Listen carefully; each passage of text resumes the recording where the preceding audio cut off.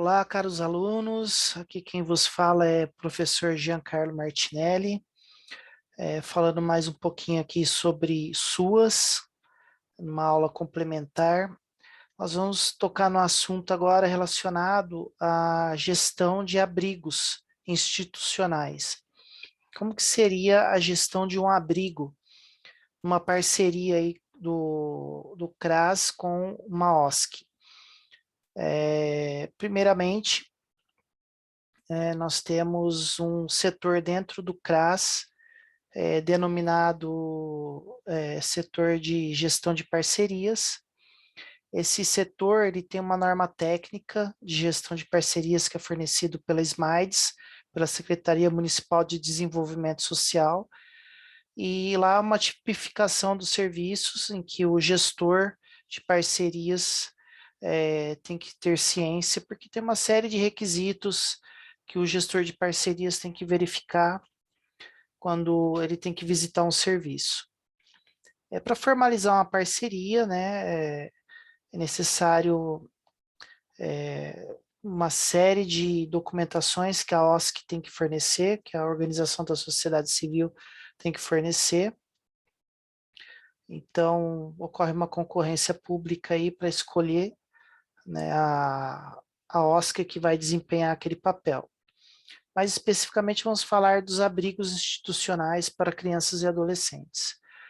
A gestão de um abrigo funciona da seguinte maneira: o corpo técnico é formado por um gerente, não necessariamente esse gerente precisa ser um assistente social, esse gerente ele precisa ter uma experiência aí em coordenação, em gestão, dentro de políticas públicas, de organizações não governamentais, de organizações da sociedade civil. Mas a equipe que vai estar sob a liderança dele precisa ter algumas características, como, por exemplo, nós temos um técnico que é psicólogo, né, que atua ali dentro do abrigo para trabalhar as questões de saúde, saúde mental, encaminhamentos para CAPS, encaminhamentos para UBS, para AMA, ou para alguma especialidade médica específica. Então, o técnico psicólogo é o que está ali cuidando dentro do abrigo dessas questões. E bem como trabalhando em conjunto com o técnico pedagogo e o técnico assistente social, que são mais dois técnicos que atuam dentro dos abrigos. O assistente social na garantia dos direitos, né, na proteção e garantia dos direitos dos acolhidos. O serviço de acolhimento recebe o público de menores aí desde 0 anos, bebês, até 17 anos e 11 meses. É um público aí que vai de 0 a 17 anos, que passa por vários tipos de situações, seja abuso sexual, seja questões aí de abandono, os genitores não têm condição de prover o mínimo necessário para a sobrevivência, acaba indo parar no abrigo. E o trabalho que é feito no abrigo, pelo técnico, pela equipe técnica, ele é um trabalho que é no sentido de acolhimento, né, acolher esse público que vem já em questão de sofrimento, abuso, e esse acolhimento, ele se dá por meio das políticas públicas ao redor. Os acolhidos, eles têm acesso à educação, então eles têm que ser matriculados numa escola próxima ali do abrigo, eles têm acesso à saúde, então o acesso à saúde, ele é provido por meio de uma UBS mais próxima. Tem os agentes comunitários da saúde que visitam o abrigo para saber como que estão os acolhidos. Então, nós temos já aí, né, a questão da saúde, educação, né, que os orientadores socioeducativos, que é uma outra equipe que trabalha dentro do abrigo, em revezamento de turnos, trabalham 12 horas por turno, então 24 horas há funcionários ali no abrigo. Esses orientadores costumam acompanhar os acolhidos em consultas médicas, acompanhar os acolhidos junto aos serviços públicos, vai num CCA, que é um centro de atendimento a adolescentes, que tem atividade de recreação, de inclusão, tem o serviço do SPVV, que é o serviço, né, de acolhimento, que tem o psicólogo e algumas atividades que são realizadas lá, em parceria também com o CAPS. Então, um abrigo, ele trabalha sempre em parceria com vários outros equipamentos da área social, além de ter ali, né, um acompanhamento mais de perto do CRAS, por meio da gestão de parcerias, que tem um assistente social ali, designado para cuidar e observar o funcionamento desse serviço de acolhimento. E esse assistente social do CREAS, no caso, porque é um serviço de proteção especial de alta complexidade, então esse assistente social do CREAS, ele vem verificar mensalmente o andamento dos projetos ali no abrigo. Projetos esses pedagógicos, projetos socioeducativos, que são aplicados ou pelos técnicos ou pelo corpo de orientadores socioeducativos. E esses abrigos institucionais, né, eles ficam ali como se fosse uma segunda casa, né, desses acolhidos. A composição desse edifício são quartos, cozinha, sala de convívio, né, espaços para estudos. Então, é uma casa, né, uma casa normalmente, né, é uma casa alugada por uma dessas organizações da sociedade civil. Tem garagem, tem quintal, tem lavanderia, e esses acolhidos têm uma rotina diária, né? Eles acordam, arrumam suas camas, né? Eles levam as suas roupas para lavar, roupas sujas para lavar, tem ali os equipamentos para lavar. Quando é uma criança assim que não tem condições de estar utilizando uma, um equipamento de uma lava-louça, uma lava-roupa, por exemplo, né? Normalmente são os adolescentes que utilizam, sempre tem um orientador que vai acompanhar, né? Pelo menos levar essa roupa para o cesto ali da lavanderia. Então sempre tem um orientador acompanhando e os adolescentes têm um pouco mais de autonomia para fazer as coisas sozinhos. Tem ali a orientação de como fazer e depois eles seguem sozinhos, sempre com o apoio técnico, do corpo técnico. Então a gestão de parcerias ela vai estar ali como um observador também, né, um orientador para estar ali junto com o gerente do abrigo, para estar passando as novidades aí concernentes aí a qualquer mudança de lei municipal, por exemplo, na pandemia. Algumas normas foram alteradas para que os abrigos funcionassem num contexto de pandemia, como, por exemplo, os funcionários chegarem, tirarem a máscara que veio da rua, colocar uma nova máscara, limpar os pés, higienizar as mãos, uma série de procedimentos, mesmo para o público interno, né, para os acolhidos, as saídas que eles sempre tinham para ir nos outros equipamentos públicos foi restrita, e quando foi liberado foi com um acompanhamento nas questões de higiene e proteção. Então, né, essa parceria da gestão de parcerias do CRAS-CREAS e o gestor do abrigo é uma parceria no sentido de ambos ali trazerem informações relevantes aí da assistência social no âmbito municipal, né, para aquele gestor do abrigo, e esse gestor vai multiplicar ali no abrigo para os demais técnicos. Além disso, os técnicos, junto com o gestor ali do abrigo, eles fornecem a capacitação para a equipe, tanto a equipe técnica como a equipe de orientadores, dos agentes operacionais, da cozinha, da limpeza. Então, há sempre uma capacitação. Isso é uma regra é para ser uma regra para todos os serviços. Isso há um acompanhamento tanto de membros do Conselho Tutelar, membros da SMAID, membros também do CRAS e do CREAS e do SUAS. Então, essas capacitações têm que ocorrer com uma certa regularidade. Se não puder ser mensalmente, a cada 2 meses, pelo menos, né? Depende aí da diretiva aí que a SMAIDS passa, né, para os CRAS e CREAS, mas são capacitações importantes, porque por meio dessas capacitações é que há um direcionamento das atividades socioeducativas que serão ministradas, serão diretivas que irão auxiliar no manejo ali dos acolhidos. Então é importante, né, essa parceria aí com a gestão de parcerias do CRAS e, né, os outros atores aí que pertencem aí também à área social, às políticas públicas, que também participam dessas capacitações, ou fornecendo treinamento ou como observadores.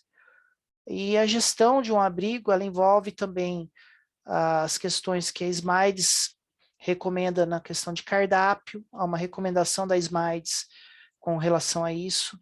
Existe um cardápio saudável aí que as crianças e adolescentes têm que receber, né? Tem não só café da manhã, almoço e jantar, mas tem café da tarde, tem a ceia, então são mais refeições que são disponibilizadas no abrigo. Então é todo um cuidado aí para observar a validade de produtos, né? O gestor do abrigo em parceria aí com a cozinheira e os orientadores sempre estão verificando validade dos alimentos e segue-se o cardápio. A orientação também para que os orientadores socioeducativos orientem as crianças que não conseguem se alimentar sozinha. Então, há um cuidado também nesse sentido, como mamadeiras para os bebês. Então, o trabalho num abrigo institucional, ele é um trabalho realmente cuidado, de atenção, de acolhimento. É um trabalho que é focado realmente, né, em receber esse público que está em sofrimento, que já vem aí de situações de risco, de violência, e para que depois eles possam ou ir para adoção, ou ir para programas aí de famílias acolhedoras que vão ficar ali um tempo com essas crianças, ou retornar depois para suas próprias famílias.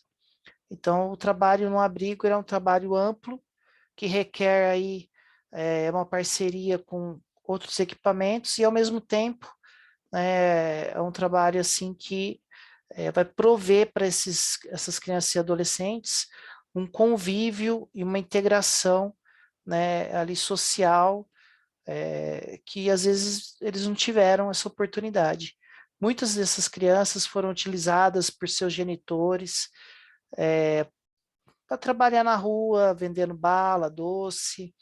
Eles não tiveram uma infância, não tiveram acesso a brincadeiras, não tiveram acesso nem à educação. Muitas dessas crianças não tiveram essa oportunidade de estudo. Então, acaba que são crianças que passam por uma situação de vulnerabilidade social muito grande, né? E elas precisam ter esse acesso, né? Um acesso que, né, a assistência social fornece a elas.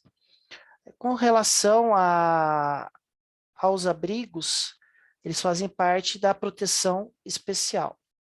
Agora, falando um pouco dos abrigos para moradores de rua, né, do funcionamento desse tipo de abrigo, também funciona como uma gestão de parcerias, ali dando um suporte, ditando também as regras, tá? Essa gestão de parcerias, no caso de abrigos para moradores de rua, também inclui um corpo técnico nesse abrigo, que também segue a mesma linha dos abrigos para crianças e adolescentes. Eles têm ali uma equipe técnica composta de um gestor, um assistente social, pedagogo e psicólogo, ou psicóloga, né? A gente fala assim, psicólogo, mas tanto faz psicólogo ou psicóloga, pedagogo ou pedagoga, assistente social, homem ou mulher, né? Isso é indiferente. Essa equipe trabalha também provendo o acolhimento desse público, só que o trabalho já é um pouco mais diferenciado, né? Eles provêm um lar temporário para que eles possam ficar ali, se alimentar, ter atividades ali de inclusão, atividades de socialização. É um meio de que eles possam ser reintegrados à sociedade. Como que eles serão reintegrados à sociedade? Aí entram os outros equipamentos. Eles podem visitar o CAT, que é o Centro de Atendimento ao Trabalhador. Lá eles podem se cadastrar, né, para vagas de emprego. Existe uma forma também deles receberem cursos, né, seja no abrigo ou seja cursos fornecidos por outros equipamentos, cursos profissionalizantes ou cursos de orientação ao trabalho, de como se portar em entrevista, como fazer um currículo. Então, eles recebem uma orientação nesse sentido, que é uma forma de integrá-los novamente à sociedade.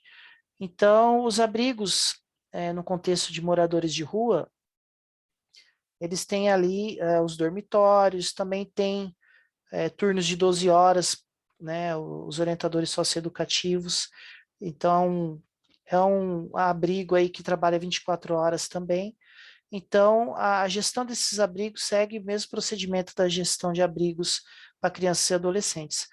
Observação, validade de alimentos, também é como uma casa, só que é um abrigo um pouco maior, né? Eles têm um refeitório, né? Já no caso dos abrigos para crianças e adolescentes, né? Tem uma copa ali com uma mesa grande, né? Não lembra tanto um refeitório tipo escolar, né?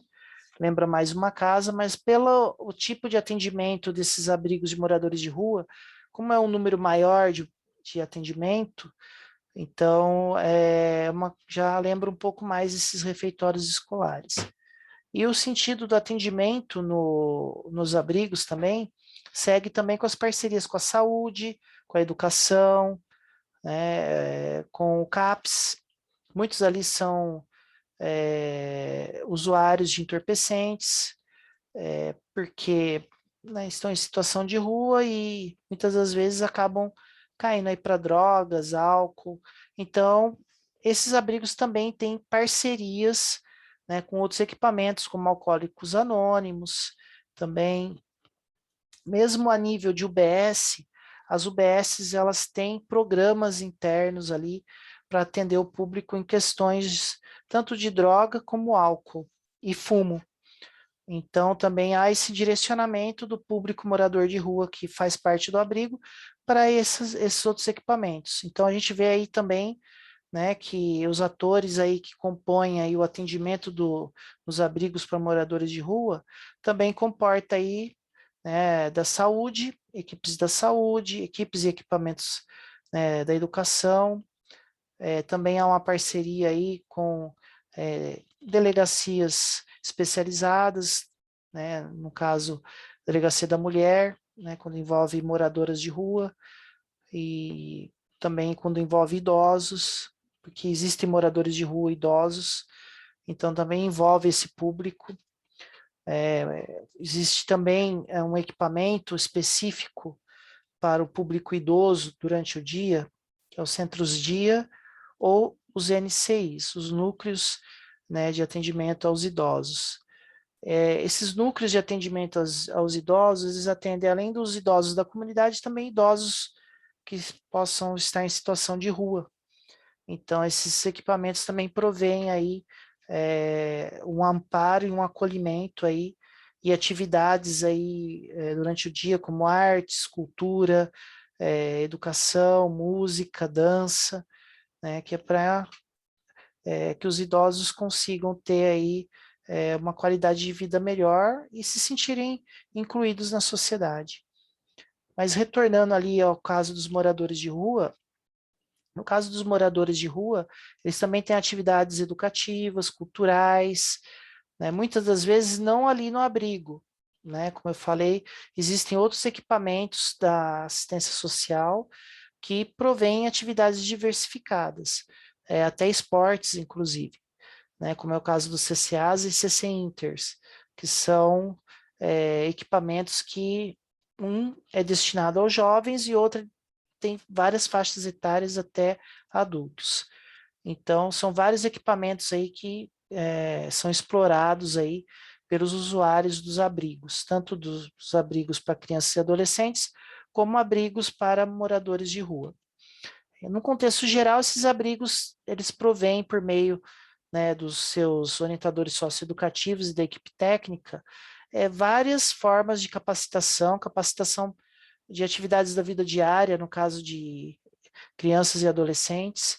Elas aprendem ali a dobrar roupa, organizar quarto, a lavar sua própria roupa, aprendem ali noções de higiene, noções de como se portar à mesa, né, questões aí também relacionadas aos seus direitos, como o Estatuto da Criança e Adolescente. Então, dentro desses equipamentos, há sempre oportunidade de estar se falando sobre os direitos que eles têm, né, sobre como se portar na rua, questões de quais os riscos de andar sozinho, de andar em lugares perigosos, várias questões do dia a dia. Por quê? Questões que talvez eles não tiveram essa oportunidade em casa com os pais, eles têm essa oportunidade quando eles estão no abrigo de entender como que é o funcionamento cotidiano, como é andar de ônibus, como que chegar num serviço de saúde, como é chegar na escola, né? Os orientadores socioeducativos vão na escola na reunião de pais e mestres, né, para participar da vida do acolhido também nesse sentido. É claro, em muitos casos os pais estão sem a guarda dessas crianças e adolescentes, então muitas das vezes, né, o orientador socioeducativo acompanha o pai nas reuniões escolares, né, para que sirva de incentivo para os pais estarem acompanhando a vida dos seus filhos, né, mesmo que não está ali no convívio.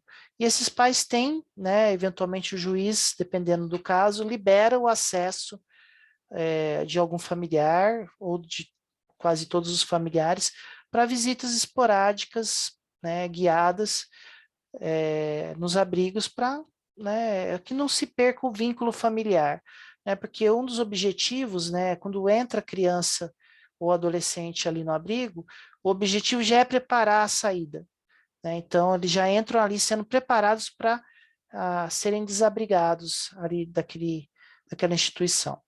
Então é toda uma preparação que é feita nesse sentido. Já entram já sendo orientados a como sair, né, como se portar ao sair. E o mesmo ocorre também nos abrigos, né, dos moradores de rua. Eles vão ser ali trabalhados na sua autonomia, na sua autossuficiência, no sentido de saírem do abrigo, saírem por um emprego, para começar a ganhar um salário, para conseguir alugar o seu canto, começar a ter sua autossuficiência em todos os sentidos, seja profissional, seja uma autossuficiência aí em termos de ter autonomia para poder ir e vir, fazer o que quiser, sem se sentir constrangido por causa de uma situação de rua, né? Porque muitas das vezes o morador de rua não tem acesso a saneamento, não toma banho, né? Não tem acesso aí a roupas. Então, quando ele vai para uma situação de abrigo, ele vai ter acesso a roupas, a banho, a saneamento, a higiene, vai receber lá o kitzinho de higiene dele, vai aprender a utilizar. Muitos deles estão na rua, não sabem nem como que escova um dente direito. Então, ali eles vão ter toda uma orientação, né, nesse sentido, né, de saúde e higiene, para aprender, né, ou reaprender, né, como, né, se cuidar nessa parte de higiene, de alimentação. Muitos deles, né, vêm com uma carência aí de vitaminas, com uma saúde debilitada de uma situação de rua. Então, ali eles vão ter várias alimentações, vão aprender a como, o que, que se deve comer, quantas refeições, a parte de higiene antes de se alimentar. Então, tem uma série de atividades nesse sentido, né, tanto num abrigo como no outro, para prover essa autonomia para esse público, porque muitas vezes, né, esse público não tem é, expectativa de futuro, né? E é por meio de todo esse conjunto de equipamentos públicos e de uma equipe técnica preparada, que tem sempre reciclagem, a cada mês ou a cada 2 meses, e o gestor com o gestor de parcerias, ali sempre nesse bate-bola aí, para poder sempre estar alinhado com as políticas públicas, com o que há de novo também, né, que muitas vezes baixam-se normas, decretos, regimentos são atualizados, normas são atualizadas. Então, muitas das vezes, né, o gestor de parcerias que vai trazer essa novidade aí para o gestor dos abrigos. E aí o gestor multiplica isso para os seus funcionários. Então, basicamente, né, a gente conversou um pouquinho sobre o funcionamento dos abrigos, que já fazem parte ali da proteção básica especial de alta complexidade.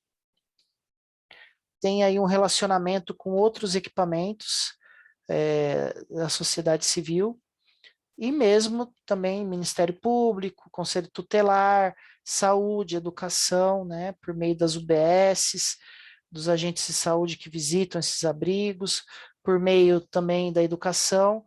Muitos ali, por exemplo, no contexto de morador de rua, às vezes nem tem o ensino fundamental, né? Então, o encaminhamento para o ensino supletivo também faz parte do trabalho dos orientadores e da equipe técnica ali do abrigo. O encaminhamento deles para um contexto, né, de um ensino supletivo, um EJA, né, um ensino de jovens e adultos. Em São Paulo, por exemplo, nós temos os equipamentos, os Centros Integrados aí de Educação, ou CEL, né, Centros Educacionais Unificados.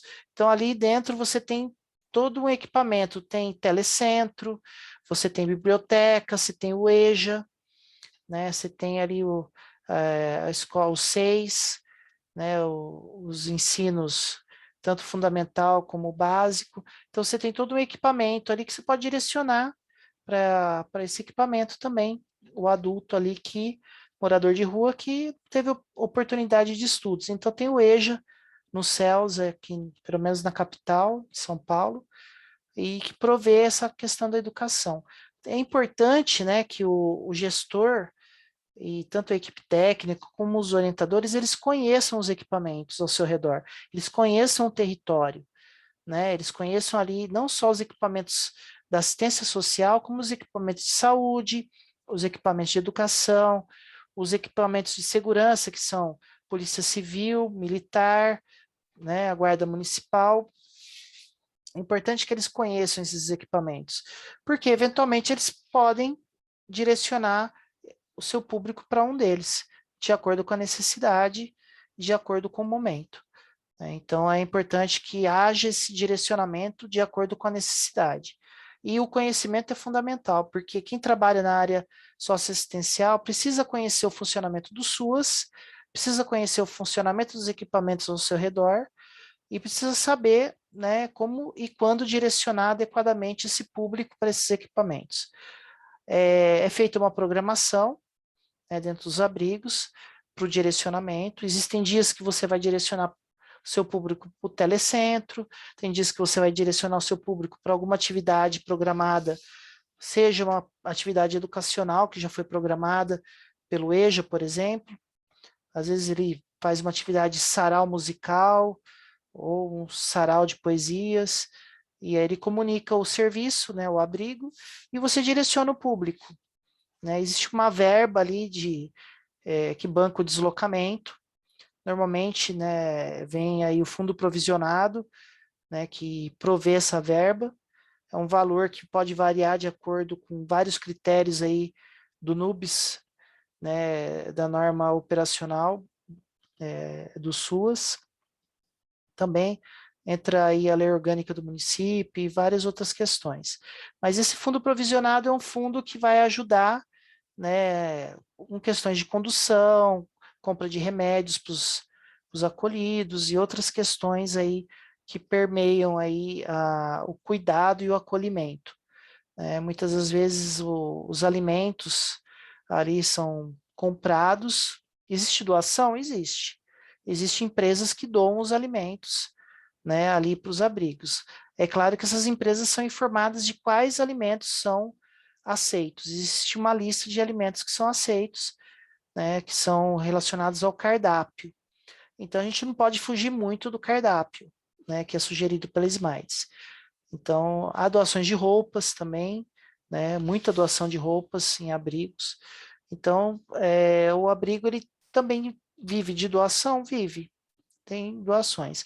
Mas, no geral, né, o fundo provisionado já prevê aí um gasto aí com várias coisas.